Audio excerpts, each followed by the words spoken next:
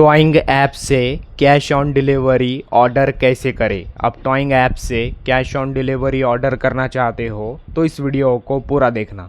इसके लिए toing open करना है, देन आप जिस प्रोडक्ट को ऑर्डर करना चाहते हो उस पर क्लिक करना है।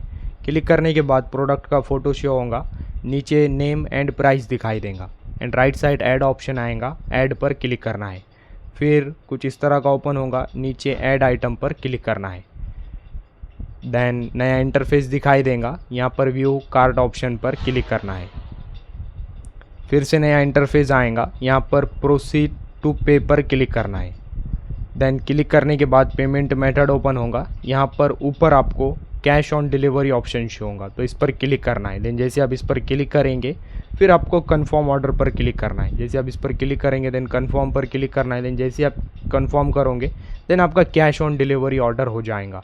तो आप इस तरह से कैश ऑन डिलीवरी ऑर्डर कर सकते हैं। वीडियो इन्फॉर्मेटिव लगा तो लाइक करना।